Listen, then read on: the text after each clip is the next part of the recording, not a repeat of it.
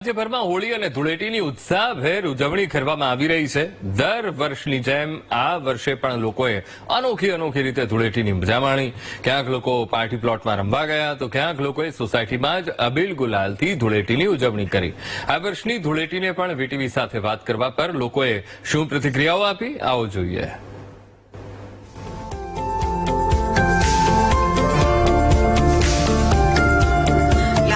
Message pass on કરવા માંગુ છું કે કેમિકલ વાળો કલર કે એવું યુઝ ના થાય, ઓર્ગેનિક હોલી રમાય અને એનાથી સ્કિન ડેમેજ થતી હોય છે। એ મને એક્સપિરિયન્સ છે, 20 વર્ષનો એક્સપિરિયન્સ છે। ઘણી ટાઈપના સ્કિન ડિસીઝ થવા માંડે છે એનાથી, અને કઈ ટાઈપના બધા કલરો આવતા હોય છે। એના કરતાં ઓર્ગેનિક કલર સૌથી બેસ્ટ છે। અબીલ ગુલાલ તો એનાથી બી સૌથી બેસ્ટ છે, અને એ ભગવાનને બી પોઝિટિવિટી પહોંચે છે કે તમે અબીલ ગુલાલથી રમો તો વધારે સારું। કે હોળીના રંગો જે કેમિકલ વાળા હોય એ યુઝ ના કરે, અને બને તો અબીલ ગુલાલ અને કેસુડાના ફૂલ બી આવે છે, એના બી કલર, ઇવન તમે રોઝીસ પછી કોઈ બી ફૂલ લઈ લો, એના બી સૂકવીને આપણે રંગો બનાવી શકીએ છીએ જે કેમિકલ ફ્રી હોય છે।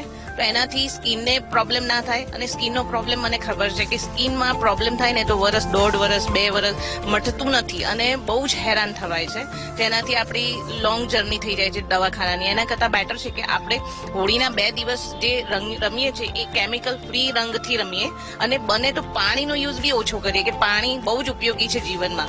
એ બધાને ખબર જ છે કે પાણી વિના જીવન અશક્ય છે, એટલે પાણી જો ઓછું વાપરીએ, અથવા હું તો કહું પાણીથી રમીએ જ નહીં, અબીલ ગુલાલથી જ રમીએ, કારણ કે કૃષ્ણ ભગવાન પણ એવી રીતના જ રમતા હતા ગોપીઓ સાથે। તો આપણી ટ્રેડિશનલ પ્રમાણે તો આપણે ભગવાનને આટલું બધું બિલીવ કરીએ છીએ, તો ભગવાનમાં બિલીવ કરીએ તો ભગવાન જે કરતા હોય એ જ કરીએ ને। તો ભગવાન બી એવું જ કરતા હતા કે અબીલ ગુલાલથી જ રમતા હતા, તો આપણે એ પ્રમાણે જ રમીએ તો એ વધારે સારું।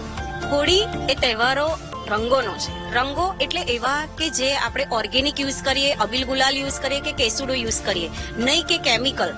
અત્યારે બજારમાં કેમિકલ વાળા કલર બહુ જ મળે છે। વેપારીઓ અત્યારે પોતાના નફા માટે કેમિકલના કલરોનો યુઝ કરે છે, પણ એ ખાસ જોઈએ આપણે તો નાના બાળકો માટે બહુ જ ખતરનાક છે, કે બાળકોનો વધારે પડતો હોળી માટે તો બાળકોને જ ક્રેઝ હોય છે। તો આપણે બાળકોનું જ ધ્યાન રાખવું જોઈએ કે બાળકો બને ત્યાં સુધી આ કલરોથી દૂર રહે, અને વેપારીઓને પણ સમજવું જોઈએ કે આ કલર આપણે ના વેચતા, અબીલ ગુલાલ કેસુડો એવા કલર વેચીએ આપણે તો બાળકો પણ રમી શકે, મોટા પણ રમી શકે, અને એજેડ વ્યક્તિ પણ આનો રમવામાં સારી રીતે ઉપયોગ કરી શકે, કે બધાએ ખુશીથી રમી શકે, હોળીનો તહેવાર સારી રીતે મનાવી શકાય। જ્યારે કોઈ કેમિકલનો ઉપયોગ થતો હોય, અને જો બાળકે ક્યારેય બી આ કલરથી રમ્યું હોય તો એની સ્કિન પર બહુ જ ખરાબ અસર પડે છે। આ અસર થવાથી બાળકને બહુ લાંબા સમય સુધી દવાખાનું પણ ચાલે છે। એટલે આપણે એવું ન કરતા ઓર્ગેનિક કલર છે કે અબીલ ગુલાલથી બાળકો રમે એ વધારે સારું છે। અને અમે અહીંયા frequently every year almost Holi રમતા હોઈએ છીએ। સો અમે લોકો ટ્રાય કરીએ કે અમે ઓલમોસ્ટ ઓર્ગેનિક કલર્સ યુઝ કરીએ, કારણ કે પાક્કા કલર્સથી સ્કિન ડિઝીઝીસ થઈ શકે છે, પિગમેન્ટેશન થઈ જાય સ્કિન ઉપર, હેર માટે સારું નહીં, અગર વાળમાં જતું રહે તો હેરફોલ થઈ શકે છે, અને પછી એની મેડિસિન્સના ખાસા સાઇડ ઇફેક્ટ્સ હોય છે।